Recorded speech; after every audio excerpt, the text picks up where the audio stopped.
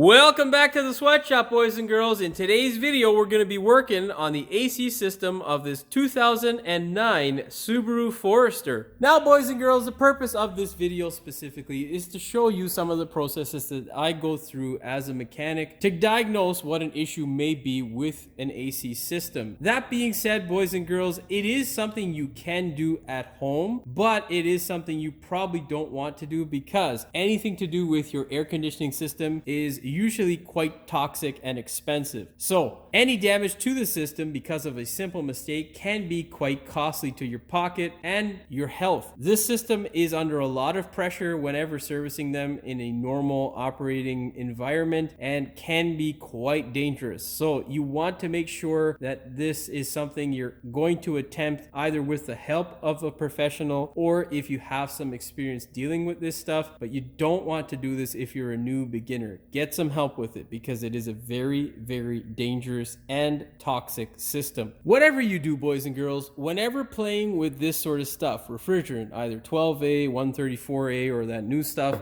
regardless, it is all toxic, regardless of whatever these companies will tell you, and it is something that you do not want to have exposure to for a long period of time. Try your absolute best not to make AC a career move unless you have proper training and equipment to deal with it. These systems are, like I said, dangerous and toxic. Whatever you do whenever working with this stuff, do not let it out into the environment. Please have it recovered by a professional. It is ridiculously dangerous and not good for your health and, of course, bad for the environment. Now, boys and girls, what I'm going to be showing you is not with a set of gauges. I'm not going to be evacuating the system. As it sits right now, there is very little pressure in the system. I will be evacuating the system later on at my neighbor's place because he has the actual machine to charge this thing up properly, and if he lets me record, I will put that in the video. Second thing is, boys and girls, I have made myself, through these little Phillip kits that I've acquired over the years, some tools. This guy here is attached to a gauge that I had off of one of my pressure regulators, and that currently 30 psi is what is sitting in our system. This here, boys and girls, is a compressor fitting or a regular airline pneumatic fitting that I have attached to a line that will hook up to a 134A system. And this is how I test my systems. Before I give it over to my friend there to charge it up for my customers, what I'll do is check the system and repair whatever is needed. Generally, what affects air conditioning systems and what causes them not to work properly is a lack of pressure. What causes a lack of pressure or gas is a leak in the system. So what we're going to do today is fill some air up in the system and then look for leaks with my spray bottle. Now, I don't want people jumping in the comments and telling me, oh, that's not the best way, blah, blah, blah. Listen.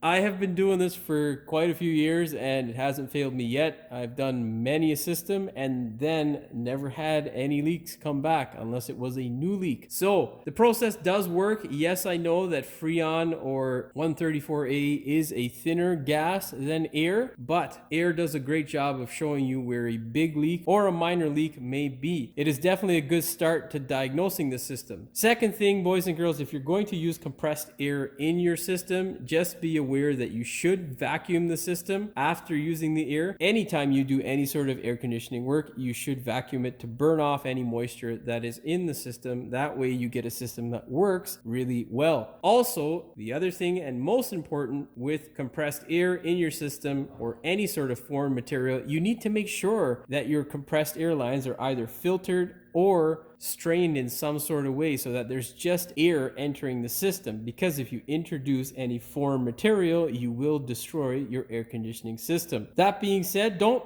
attempt this if you're not a professional. Seek professional help and make sure you wear the applicable safety equipment whenever dealing with an air conditioning system. Of course, if you are confident in your abilities to tackle the issue that you may have with your system, you're more than welcome to attempt it, and hopefully the video gives you some guidance and some help as to what the issues may be with your system. But definitely don't recommend doing it on your own if you are a first timer or are not familiar with these systems. That being said, let's get started. started. Of course, before we get started, boys and girls, do me a favor, hit that subscribe button and the notification bell so you never miss one of my new videos. Now let's get on with the show. Boys and girls, what we are looking at is the heart of our air conditioning system. This is the compressor, or the pump that circulates the gas. Essentially, the basics of how a air conditioning system works is you have a pump, or what is referred to as a compressor, that essentially compresses the gas on the one side and lowers the gas's pressure in the system on the low side. That's why they call it the low and high side. Now the high side will obviously be the side that is very hot, and the low side is the one that produces that nice cold air that you so want. What happens is when the system has no gas, the pressure sensor will not allow the system to activate, which will of course render your AC system useless. So what we're going to do is pressurize the system to see two things: whether our compressor kicks in for a short period and listen for any funny noises, and we're also going to look for any sort of wonkiness in the compressor pulley, just to make sure that this guy hasn't given out and that we get proper actuation of the clutch. Right now, what you can do before you go ahead and pressurize the system is to spin the compressor to see if there's any sort of binding or any sort of weird feeling or crap that falls out of it. This one currently sounds and feels normal. Now on the Foresters, the 2009 Forester, this thing does have a common issue with the compressors failing, so that could be an issue, but we'll see how it sounds when it actuates. Now, boys and girls, you can see here in the screen we have two caps on our system. Of course, it is very hard to see, so I'm going to get my pointer stick. That there is our high side connector, that little green cap there, and behind our air box is our low side connector. Of course, if you have a different car, they may be in various locations. Now, on your low side line is where you're going to find your low side connection. How you can identify your low side line is either with the cap, because it almost always says L for low side, and the size of the hose. It's always going to be the thicker or fatter hose. As you can see here, this is the thicker hose, and that's the smaller one up top here. The smaller one is always the high side. Now, one of the more common problems with air conditioning systems over time is that the Schrader valves will leak or they'll become a little bit loose. The Schrader valves on either your high side or low side valve or service port will sometimes need to be either replaced or tightened up a bit. Now, what we're going to do is loosen up our cap, place it aside, of course, in a safe place. You do not want to lose them. It is important. And if your technician who's working on your vehicle says it isn't, I suggest finding another technician. With my little contraption here, I'm just going to make sure that this side here is closed, and then I'm going to connect this side to our low side port. Whenever working with air conditioning connectors, it is important to make sure that it is actually locked in place. So pull up on it if you're doing this at home to make sure it's locked in place, because there's a lot of pressure in there if the system is charged. Now, boys and girls, what I'm going to do is hook up my compressed air and slowly add air to the system. It is important to keep your ears open for any leaks. The second thing you want to do is make sure you know how much air pressure is coming out of your line. You don't want to put too much pressure into the system, because you can damage the system, either the seals or components, if you put too much in. My line pressure right now is sitting at around 120 psi, which is more than enough for this thing and testing purposes. Whenever introducing any air or gas into the system, what I like to do is slowly introduce it.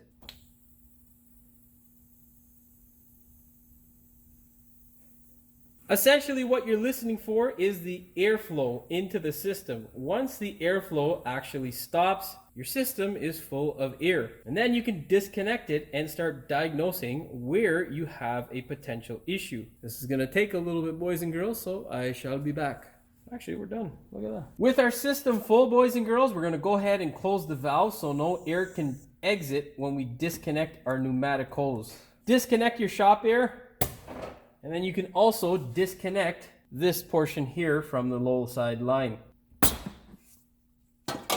Now, boys and girls, if you're doing this like I am, which is definitely not the recommended process, what you want to do is, of course, diagnose or look at your compressor to see what the hell may be going on with it. So we're going to start this thing up really quickly and let it run. and of course check for two things. We're going to check with our eyes to see whether the pulley as well as the compressor side is engaging normally and not slipping. Second thing we're going to check is to make sure that we don't have any funny noises coming from the compressor. So that being said, we don't want to run this thing for any more than 10 seconds with just air in there because it's not good for the system.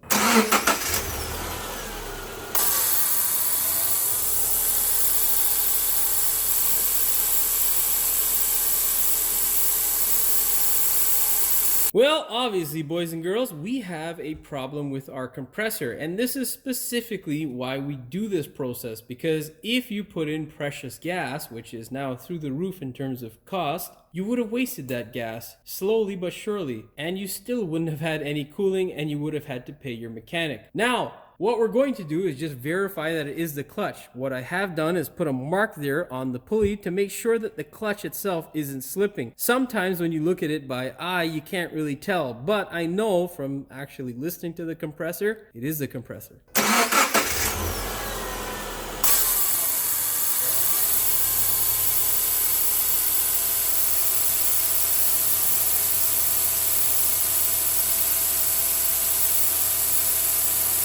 Now, you could see there when I shined my light on the marks were basically in the same spot, which means that the compressor itself is screwed and is making the noise, and it's not our clutch that is slipping partially. The second thing is why I touched this side of the line here is to see whether the pump is actually having any effect. It does have some effect, but we can't fill this system up and expect it to work normally because ratcheting like that, which means it's going to grenade. Now, we don't want to have the system running like this because eventually whatever is bad in the compressor will potentially make its way into the system, which will be very, very bad. Now, that being said, boys and girls, we're not just going to go ahead now and finish up with replacing the compressor. What we're going to do is test our system out by taking soapy water and spraying it on all of our fittings and looking for any leaks. Now, a telltale sign of leaks is this here, residue on any of the fittings. Now, the Forester definitely has a common issue where these fittings here like to leak because the O-ring will build up a little bit of condensation over time, and then you get crud and corrosion that causes a leak. That being said, get a soapy water bottle if you still have pressure in your system and spray it to see what else may be an issue. That way you can correct everything before you go ahead and get your system charged up. So boys and girls, so far we have sprayed down our fittings and our hoses everywhere where we think there may be a connection that possibly may leak, and we don't have any leaks. We do have this residue on the top of our compressor which says leak to me. This residue looks like it stems from the body of the compressor because usually when the leak is here, it will only go back this way.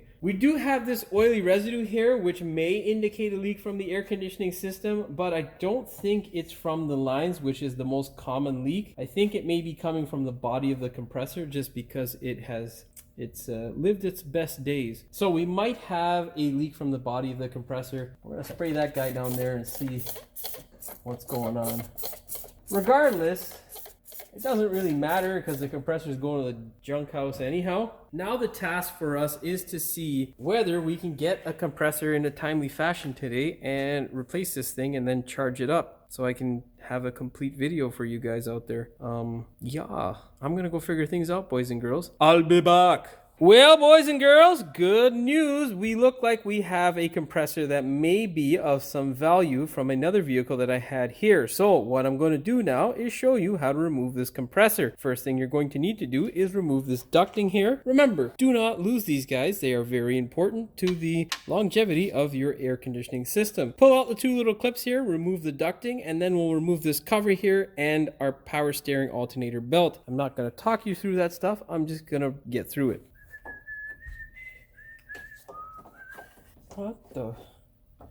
What the hell? Thought I was gonna get through this quickly, boys and girls. It doesn't seem to be happening. What the hell? Oh, that's why it's a wrong clip.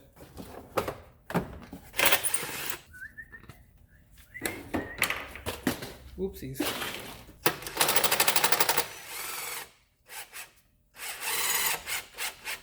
I'm gonna have to unseize that.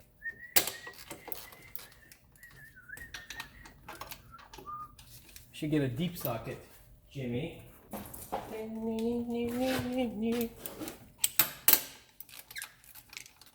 Okay, boys and girls. Push your belt down all the way, or your alternator, sorry, and then remove your belt. Just place it off to the side. I'm gonna pull this guy off so I can anti-seize the hell out of it. That way, if I ever have to service it, I don't end up in tears. You should do the same. Anti-seize. Very important. Now, boys and girls, we are going to go ahead and discharge the system before we actually take off our compressor, because obviously it is still under pressure. You're going to use this tool if you have it, or some way of bleeding off the system. Of course, if you have any freon or gas in the system, you should have it recovered by a professional.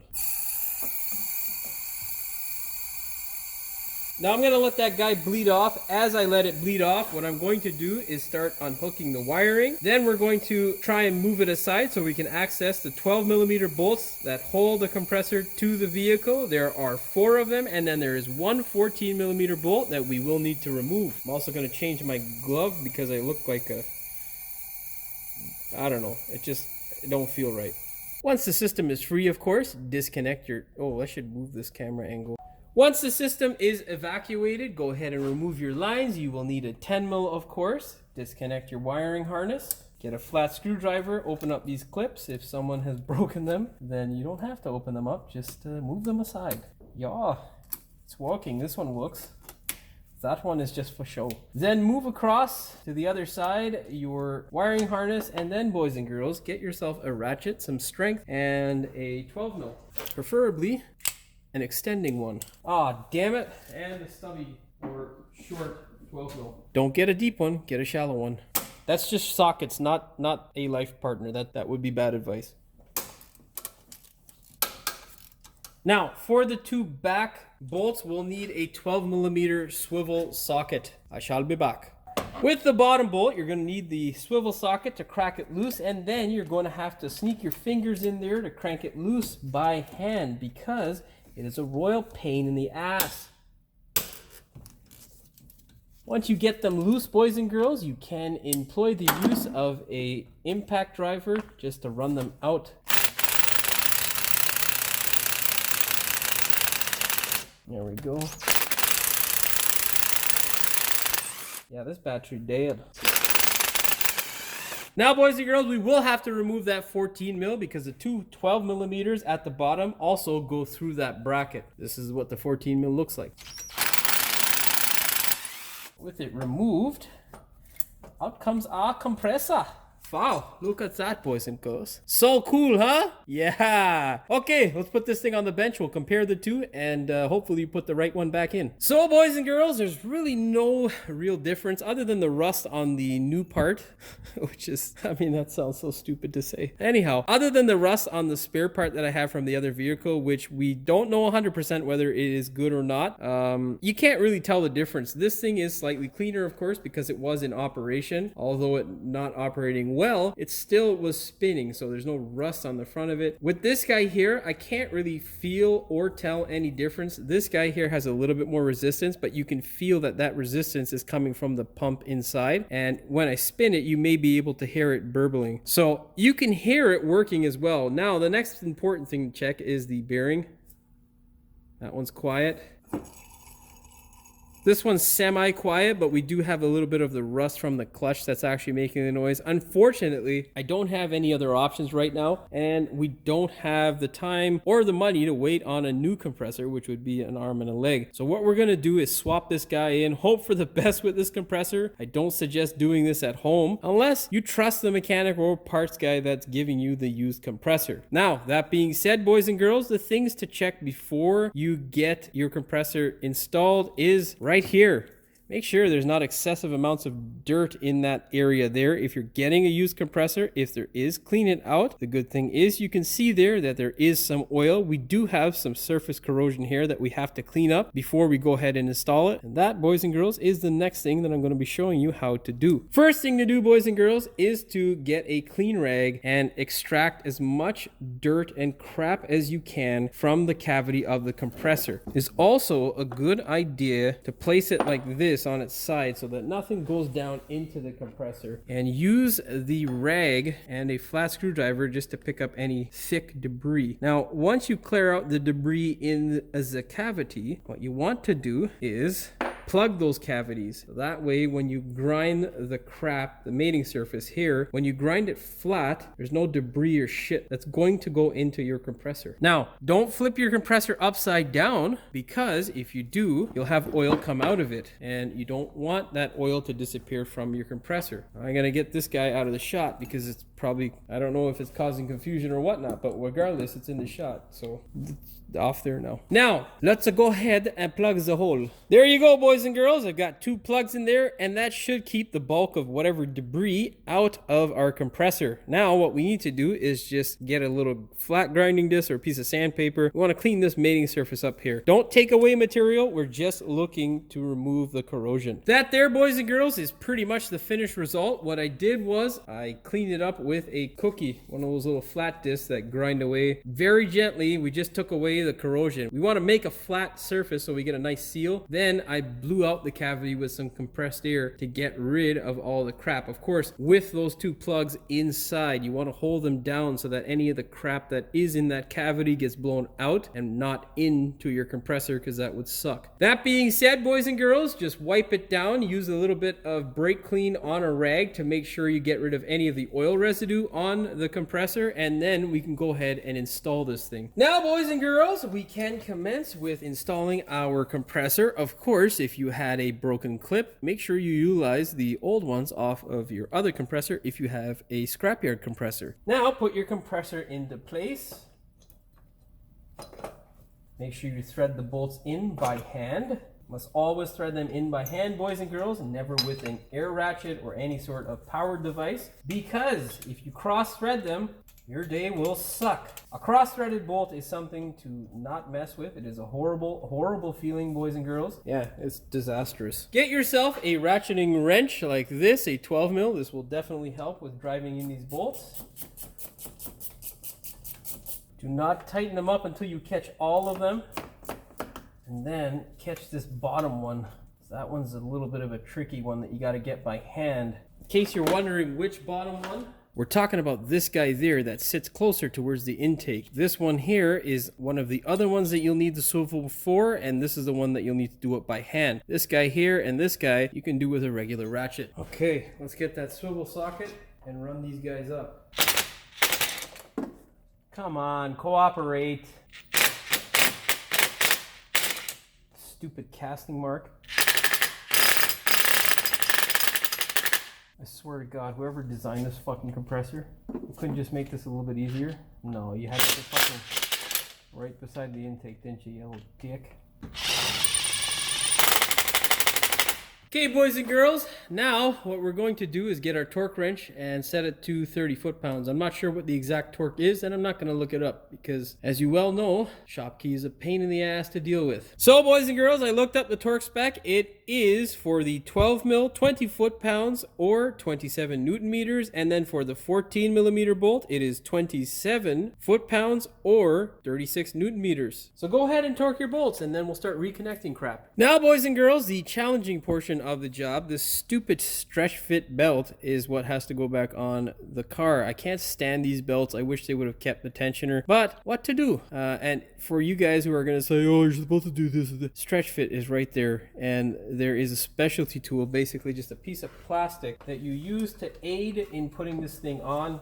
The way I do it is just kind of like the old school way. You got to be careful and take your time with rotating the engine in order to get this thing to line up properly. If you just work it back and forth, it will eventually get on there properly. Essentially, there is a tool that's used, and I don't have it because I'm not paying for a piece of plastic. So what I do is grab this guy here, hook it with my hand, and then just slowly crank the engine. By hand, not with a starter, because, well, that would be an exciting video, that's for sure. Line it up as best you can, give it a crank, and she should start to hook.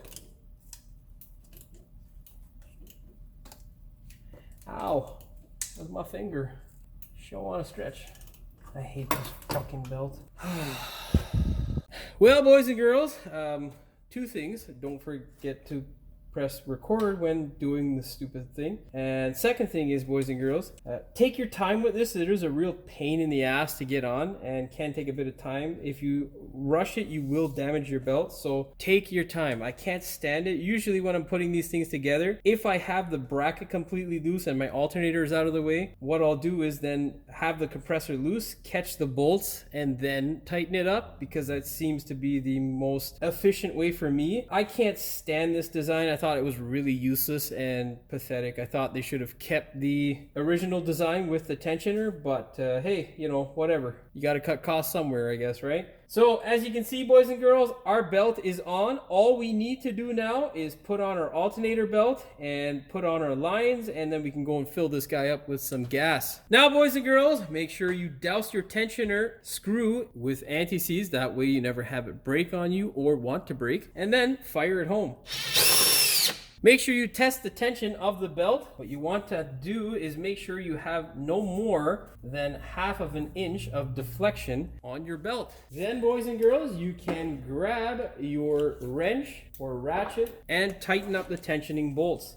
Do not be overly aggressive with these guys here. This one here is a rebuilt alternator. The torque spec, I think, is like 18 foot-pounds for these guys. Usually I torque it to 15 if it's a rebuilt, and then if it is a non-rebuilt and original, then I'll torque it to 20, just because there's usually more aluminum left on the alternator. And you don't necessarily have to torque it either. You can just tighten it up. Obviously, don't strip it, because if you do, that would suck. Okay, boys and girls, I'll be back. Now, boys and girls, the time has come for us to pick the appropriate seal for our AC lines. What we need to do is get the proper size of O-ring. Now, these green O-rings here are made for specifically air conditioning systems. These things here are a specific material and are supposed to be a bit better. I can't remember what the specific material is. There's a slight difference from the rubber rings. Although the rubber ones will work, these ones are said to be better. I have used the rubber ones in the past, so that is okay if that's all you have. Throw some new rings at it. If you absolutely don't have any O-rings, I don't suggest reusing them, but you can also reuse them. Now,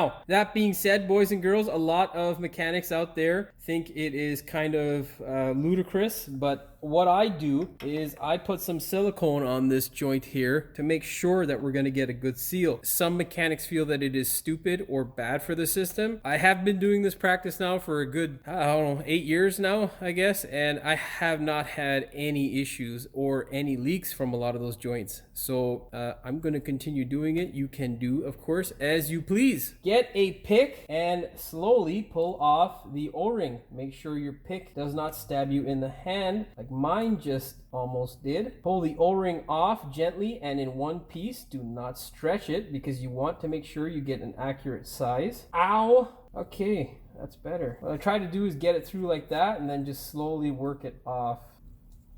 Okay, now go through your O-ring box and match it up. You want something that's a little bit plumper. So essentially in this region here, you will see that the O-ring is slightly flat. It used to be round. You want it to be round for the new one, and then you can go ahead and swap it in. I'll be back. Now, boys and girls, the only thing I like to do that may be a bit controversial with some of you folks at home is apply a little bit of silicone, a light layer of silicone to your new gasket and around the actual connector. The reason being is because it provides two wonderful services. It helps seal. The second thing is it also provides lubrication so that your seal, when pushed into the cavity of the compressor, won't tear or rupture. So place your connectors in their new home, wiggle them on home nicely, and then get your bolts. Remember, it is key to make sure that there is no dirt that enters the compressor. And then, boys and girls, what we want to do, thread them in by hand as usual. Run the bolts down with an impact driver, just slowly. And then grab your torque wrench. Now, I could not find a torque spec for these two connectors, but I usually end up doing them between 9 and 10 foot-pounds. Specifically, 9 foot-pounds would equal 12 Newton meters.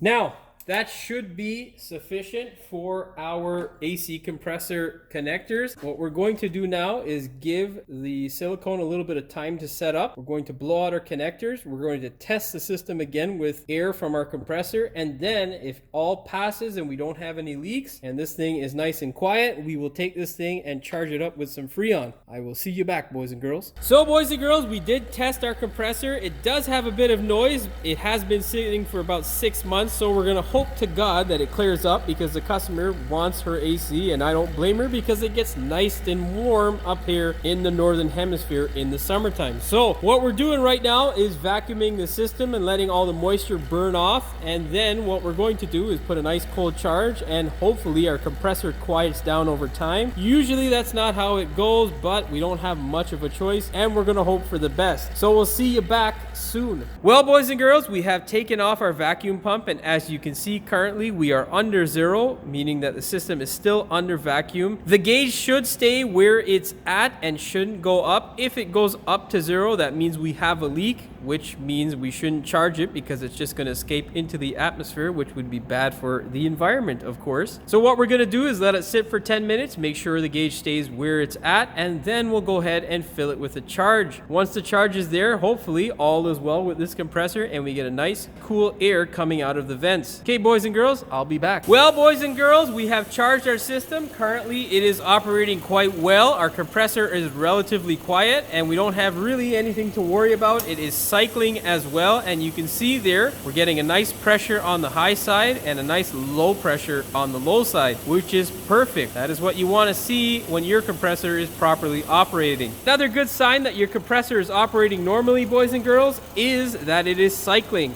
That means your AC is working nicely. Now the last step would be to get a thermometer and check to make sure that you have a nice cool charge at your vent. Okay, boys and girls, let's slide our thermometer in. You can see there right now it's sitting at about, well, you can't see shit like that, but you can see there, boys and girls, it is at about 75 degrees. Let's stick it in there for a little bit and watch it drop. Oh yeah, baby. That's 60, 55, 50, and it just cycled. We're still dropping. Luckily, our compressor, which was a bit noisy on the initial test, is now nice and quiet. So I, as well as my customer, is a happy camper, boys and girls. As you can see, it was down at 40, but this thing is rising because of the ambient air temperature, but it was down at 40, boys and girls, which is where you want it. Now, boys and girls, with our success, we want to make sure that we stay successful. So don't be stupid. Make sure you put these caps back in place. It is very important that you keep these things on your system. It'll keep debris out of the charge port, and it will ensure that you can service your system for years to come if need be. Well, boys and girls, so far we are happy to report that there are no issues. We took this thing for a short test drive and the vehicle seems to be doing quite well. Luckily, it is cycling still, there is no noise, and we have a nice cool air coming out of our vents, which is spectacular. So, boys and girls, that's all she wrote for this one. If you liked the video, please like, share, and subscribe. Don't forget to hit the notification bell so you never miss one of our new videos. And as always, thank you for watching. We will see you in the next one. Any damage to the system because of a mistake can, god damn it. Make sure you, and tools. God, will that piece of junk just,